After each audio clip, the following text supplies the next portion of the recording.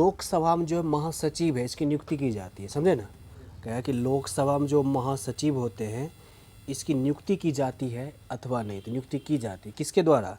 तो लोकसभा के जो उस समय अध्यक्ष है, प्रधानमंत्री है और लोकसभा विपक्ष नेता है, ये तीनों मिलकर के लोकसभा महासचिव की नियुक्ति करते हैं, है ना।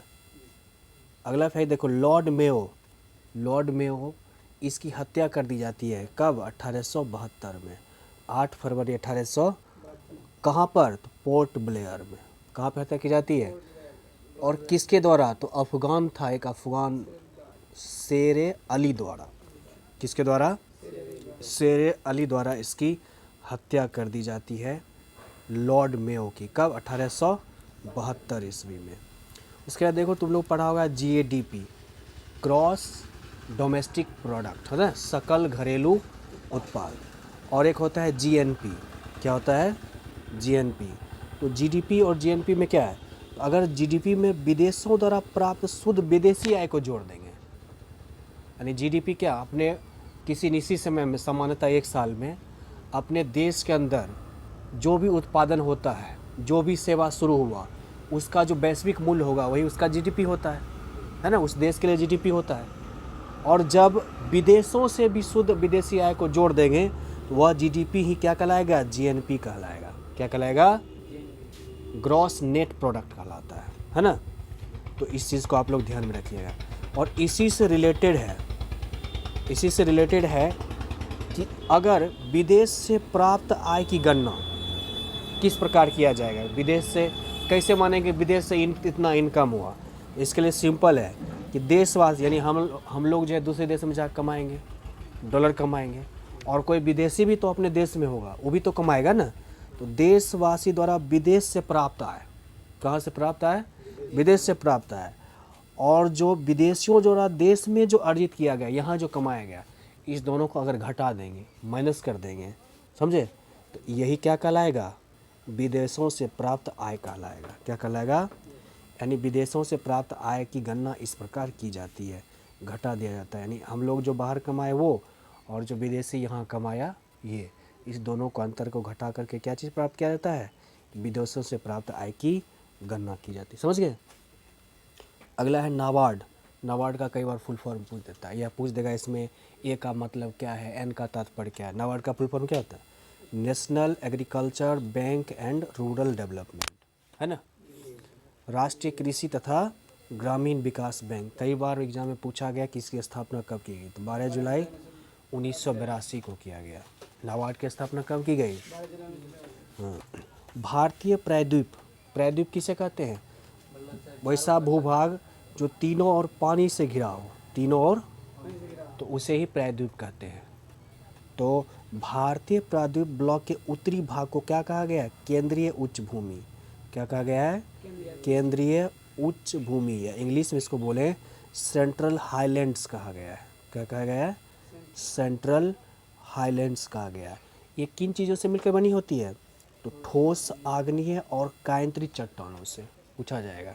किस तरह के चट्टानों से मिलकर बने हैं? ठोस आग्नेय और कायांतरित चट्टानों से मिलकर के बने हैं। क्या? तो केंद्रीय उच्च भूमि, या इसी को बोलते हैं सेंट्रल हाईलैंड्स।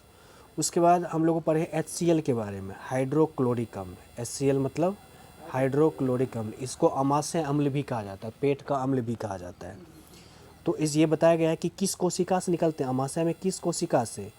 तो ऑक्सिंटिक कोशिका से। किस कोशिका से? ऑक्सिंटिक कोशिका से स्रावित होती है HCl। HCl क्या करता है? मान लो हम लोग जो खाना खाते हैं, इसमें अगर कोई जीवाणु है, कोई कीटाणु है, उस जीवाणु को तुरंत नष्ट कर देता है, वही HCl। तो इसलिए HCl जरूरी है स्रावित होना। तो कई बार स्टूडेंट तो जानता है कि HCl को अमाशय अम्ल कहा जाता है, लेकिन कई बार पूछेगा किस कोशिका से, तो वो नहीं जानता है। याद रखिए किस कोशिका से? ऑक्सिंटिक कोशिका से, है ना।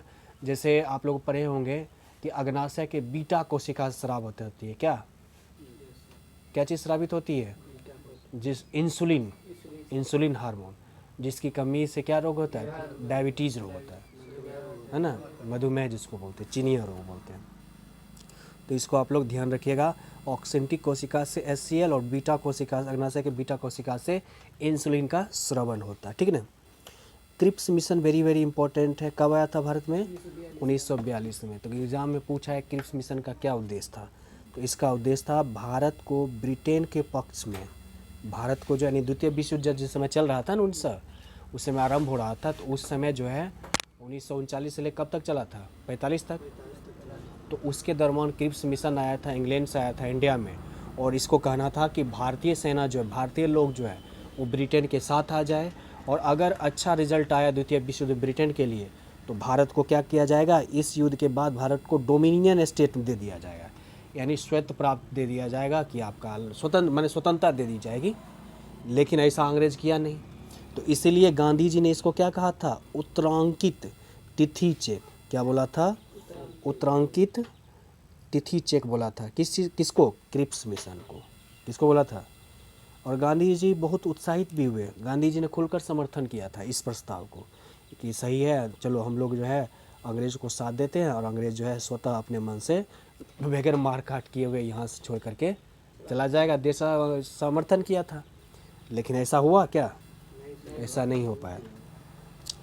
उसके बाद देखिए साबरमती से भी क्वेश्चन पूछता है ना। तो साबरमती आश्रम से कहाँ? डांडी की ओर। कितना किलोमीटर गया था? 322 किलोमीटर। कितना गया था? 322 किलोमीटर। कब? 12 मार्च 1930 को। कब शुरू हुआ था? 12 मार्च 1930 को। गांधी जी के साथ और कौन कौन गए थे? तो 79 समर्थक थे। ये भी पूछा है। गांधी जी के साथ कितने समर्थक? 79। पैदल यात्रा किया था 24 दिन तक, 322 किलोमीटर दूरी तय करके 6 अप्रैल 1930 को नमक कानून तोड़ दिया था। सीधा 79, वो जो है एंड लिखे ऐसे करके, उल्टा ऐसा है ना, इसका मतलब एंड है। उल्टा करके जो एस है इसका मतलब एंड है। तो कहेगा गांधी जी ने नमक कानून कब तोड़ा?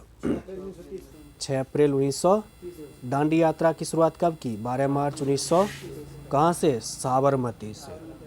तो ये सभी इंपॉर्टेंट फैक्ट्स को ध्यान में रखिए। ओके।